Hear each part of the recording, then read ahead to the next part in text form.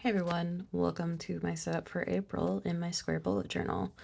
For April, I was super excited. I got the spring release of the Dragon Spire washi tape from Archer and Olive, and I was so excited to use it that I made this entire theme around that washi tape.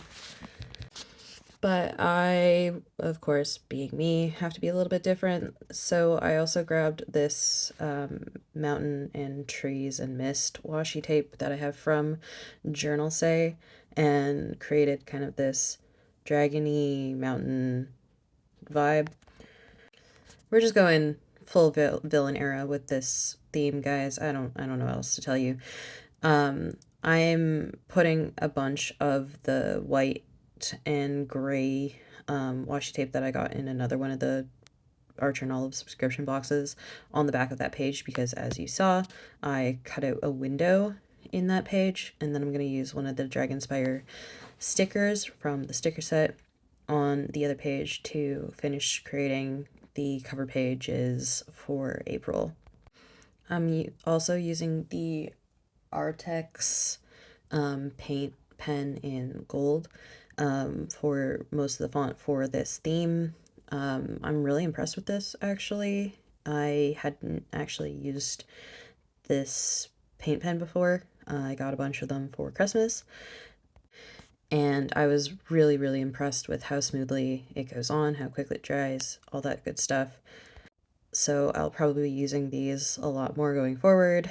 And then because I had some thinner font and the Arrtx doesn't have a bullet tip, I used the gold gel pen that I got from Archer and Olive in one of their sub boxes for the rest of the quote, which is, "It does not do to leave a live dragon out of your calculations," by J.R. Tolkien. It's not the complete quote, but I thought it was perfect for this particular setup. The font that I'm using for this theme is called Metal Gothic. It's on Fontspace. It's actually pretty easy to reproduce if you wanted to try it out yourself. With the cover pages set up, I'm moving on to my calendar slash content planning dashboard. I decided to do these teeny tiny little floating boxes for the calendar. I don't actually need a calendar with the dashboard, but I like seeing when the days of the week are when I'm planning out when to, post stuff because I have a pretty consistent posting schedule, so being able to see what days of the week those are is convenient. I'm just doing a second line highlight on the dashboard with the really pale pink from the Tombows, and the purple is a violet Mildliner, and I'm using the 01 Sakura Pigma Micron in black for the lines on the dashboard. Also, the numbers for the calendar are also going to be done in the 01 Sakura Pigma Micron. But once I have completed filling out all the days for the numbers on the calendar, we'll do some more decoration with the Dragon Spire washi and the Mountains washi and some of the other washi that I used. The other washi is just a solid gray that I got from Journalsay as well, and then there's a purple watercolor one that I got in a set from Michaels. For my habit tracker, I decided to do a very big horizontal tracker for April. I don't usually do horizontal trackers for my habits, but because April has 30 days, I thought it would be relatively balanced along the pages. I'm also doing the grid mood and habit tracker at the bottom there. I don't do that one super often either. I like to play around a little bit with the mood trackers, but I was having a bit of a hard time coming up with a mood tracker that would kind of match this theme, so this is what we went with. And once I get all of my washi down, then I can add some of the stickers from the Dragon Spire sticker set and the other little washis that kind of get little extra accents to the theme. As per usual, I'm just kind of ripping the washi tape because gosh forbid I have a straight line. It just gives it a bit of a softer look, guys. I don't know what else to tell you. But I tried to be strategic about which of the stickers that I used. One of my habits is reading, so I really wanted the book sticker there. And then there's this little cute guy that's in an egg, and I just thought he was really adorable, so I put him on here as well. I'm going back in to number all of my boxes. I just use my regular handwriting for numbering. I have done the matching numbering for the font that I have used in the past, and it drives me crazy. It looks really pretty, but it takes me so much longer, and I honestly cannot be bothered at this point. So we get my messy little handwriting next to all my really cool font. But hey, it works. I don't typically care about the numbers as much as I do about the font, so it honestly is a good balance. Moving on to my miscellaneous trackers, I like to track the media that I watch within a month. So any, YouTube videos, movies, TV shows that I might be watching, they all get written down. And then I have a small section for notes. I typically don't use the notes section, but every once in a while I'll have like an overarching thing that I need to do for the month, and I'll add it to the notes section, and it's handy to have it when you need it.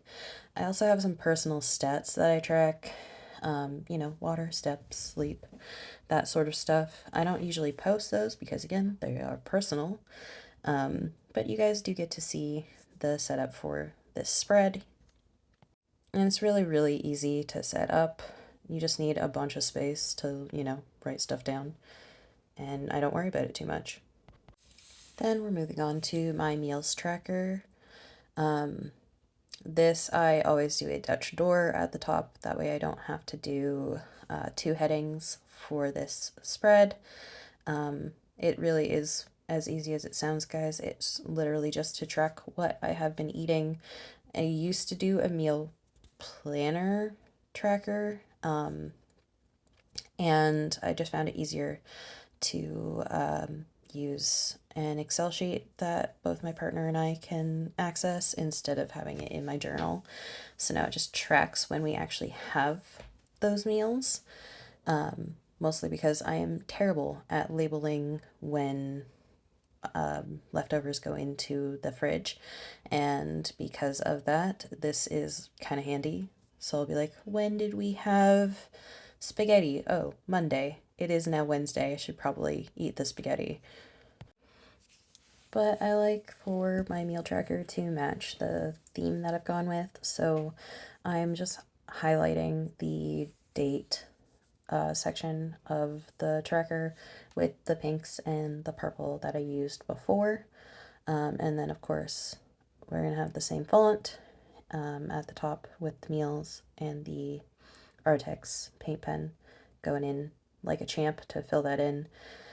The fun thing about doing your font in pencil before you actually, go in with whatever you're using to fill it in is that you can, turn your journal upside down if you really need to fill in the gaps in the font. But the theme has to theme, so I'm trying to get as many elements as I can onto the spreads so that they are cohesive. My first spread for April for planning is a multi-purpose spread. So on the left-hand side, I'm going to have the first 4 days of April. I like all of the days of a month to stay together, so I get to experiment sometimes with these multi-purpose spreads. So the first 4 days of April go on this spread, and because I only have 28 spaces, I try to keep the full month or full weeks on the meal tracker spread, and then, you know, anything that's left over I'll put on a multi-purpose spread. So I have 4 days of meal tracking and I have 4 days of planning. I'm just going to go and put the days initial on each of the days. I've thought that to maximize the amount of planning space I had, I was just going to do the day initial on the weekly spreads for this theme. Just trying to get the pet fur out from underneath that PET tape there. Always a fun time. The second weekly for April is a fully horizontal spread. So I've got 4 sections on each side and then leftover space at the bottom to decorate. I'm just doing the second line highlight with the pink Tombow and the purple Mildliner. And then we'll add in the Dragon Spire washi and the Misty Mountain washi, along with our watercolor washi and the solid gray. Because I had extra space, I used this second page of the big castle sticker. It was actually kind of hard to find a spot to use that particular sticker in the weeklies, but that's why I made this particular layout the way I did, so that I could use that big sticker. But once I get the April title, that'll be that for that spread. The third full weekly for April, I decided to do a thirds spread. So each of the pages is divided into thirds and then divided in half to allow for decoration space. I marked it out with the little bits of the watercolor washi. I have a lot of that washi, so I wasn't too concerned about using little bits of it to designate the decoration space. I was having a really hard time like visualizing which of the spaces I actually needed to do the second line highlight on and which of the spaces were free for decoration. So just putting down a little bit of that washi helped me a lot when I was setting up this spread. But the theme has to theme, so our washis are going in along with some of the stickers and of course our day of the week initial on each of the boxes. Isn't it funny when you kind of reach the point in a theme where you can freehand the font that you're using? Is it just me? Does it happen to you guys? The next full weekly is also horizontally aligned. This one is just thirds. I didn't split the page in half for this one. It's just big, long thirds, except for the Friday, Saturday split at the bottom there. And of course I had to leave room for decoration. So actually this is fourths with the room for the decoration, not thirds. The actual usable space for planning is thirds, but the actual page layout is fourths, and I just have used 2 of those fourths to do the decoration. I have tried to vary the decorations on each of the pages to make them kind of their own entities, I guess. They'll have, you know, the same basic principles, but if you change up where your decorations go, then, you know, you can give it a whole different feel. And for the last 5 days of April, I'm going to be doing a Dutch door spread. So I took most of the page off for this Dutch door. You do not have to do this. This is, you know, something that I do when I realize I have lots and lots of pages in a notebook. But the basic principles of this theme still apply. So every other line highlight with the pink and the purple. on the 5 spaces I have for planning for the last couple of days of April. Then the Dragon Spire washi and the Mountainous washi from Journalsay, as well as the watercolor washi and the solid gray, and our font that we have been using. I had to wait a little bit for the paint pen to dry. And then because I had some extra space, I brought in the white and gray floral washi that I used for the Dutch door at the beginning, or the window at the beginning of the theme for some of the decoration on this one.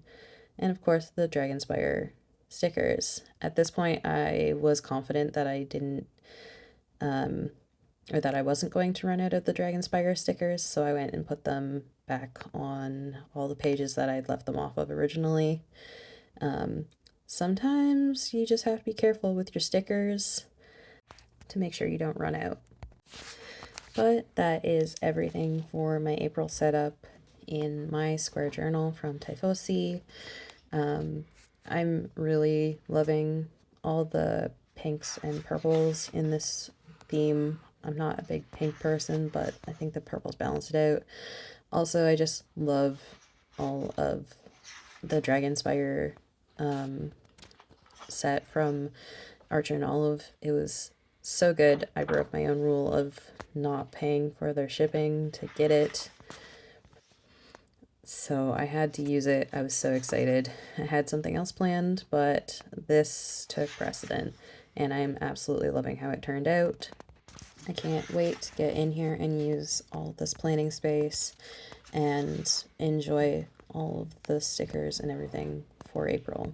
Thank you so much for watching, and I'll see you next time.